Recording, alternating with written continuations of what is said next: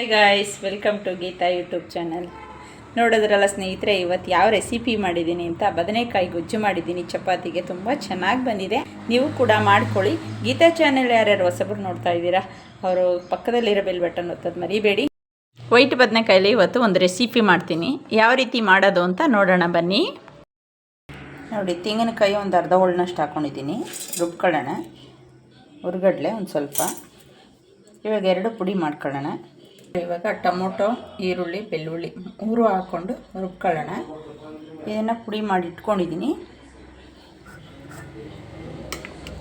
Sambar add ಮಾಡ್ಕೊಳ್ಳೋಣ. 1 spoon ಈ ಥರ ಬೆಣ್ಣೆ ಪ್ಯಾಕೆಟ್ ಸಿಗುತ್ತೆ, ಹಾಕೊಳ್ಳೋಣ. 1 ಪ್ಯಾಕೆಟ್ ಬೆಣ್ಣೆ ಹಾಕೊಳ್ಳೋಣ.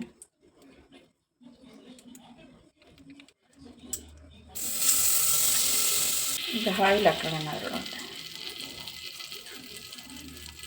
ಬೆಣ್ಣೆ ಒಳಗಡೆ ನೋಡಿ, ಈರುಳ್ಳಿ ಹಚ್ಕೊಂಡಿದ್ದೀನಿ ಸಣ್ಣಕ್ಕೆ. ಈರುಳ್ಳಿ ಸ್ವಲ್ಪ ಜಾಸ್ತಿನೇ ಹಾಕಬೇಕು, ಟೇಸ್ಟ್ ತುಂಬ ಚೆನ್ನಾಗಿ ಬರುತ್ತೆ.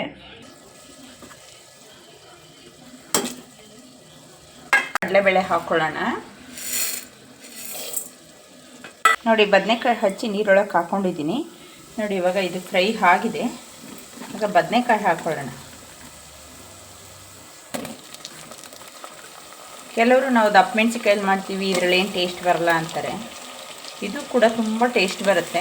ನಿಮ್ಮ ಮನೇಲಿ ಯಾವ ಬದನೆಕಾಯಿ ಇರುತ್ತೆ, ಈಗ ಬ್ಲಾಕ್ ಬದನೆಕಾಯಿ ಉದ್ದಿದ್ದಿರುತ್ತೆ, ಮತ್ತು ಬ್ಲಾಕ್ ಬದನೆಕಾಯಿ ದಪ್ಪ ಮೆಣಸಿಕಾಯಿ ಇರುತ್ತೆ, ಅದು ಎಣ್ಣೆ ಬದನೆಕಾಯಿ ಅಂತ ಮಾಡ್ತಾರೆ, ಹಾಗೂ ಮಾಡ್ಕೋಬೋದು. ಅದು ಚೆನ್ನಾಗಿರುತ್ತೆ, ಉಂಡೆ ಸಹಿತ ಮಾಡ್ಕೋಬೋದು ಎಣ್ಣೆ ಬದನೆಕಾಯಿ.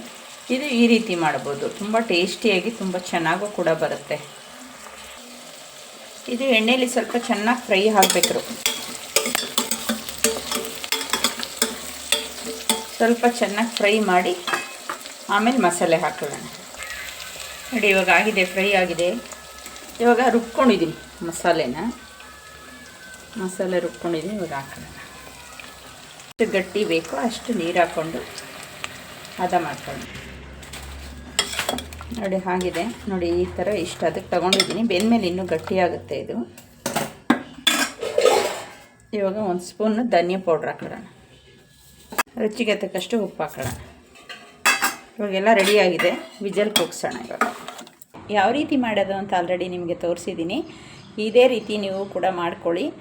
ವೆರೈಟಿಯನ್ನು ಮಾಡ್ಬೋದು, ತುಂಬ ಚೆನ್ನಾಗಿ ಮಾಡ್ಬೋದು. ಎಣ್ಣೆ ಬದನೆಕಾಯಿ, ದಪ್ಪ ಬದನೆಕಾಯಲ್ಲಿ ಮಾಡ್ಬೋದು, ಬ್ಲಾಕ್ ಬದನೆಕಾಯಲ್ಲಿ ಮಾಡ್ಬೋದು, ವೈಟ್ ಬದನೆಕಾಯಲ್ಲಿ ಮಾಡ್ಬೋದು. ಇವತ್ತು ಆಲ್ರೆಡಿ ನಾನು ವೈಟ್ ಬದನೆಕಾಯಲ್ಲಿ ಮಾಡಿದ್ದೀನಿ. ಲೈಕ್ ಮಾಡಿ, ಶೇರ್ ಮಾಡಿ, ಕಮೆಂಟ್ ಮಾಡಿ. Okay, thank you.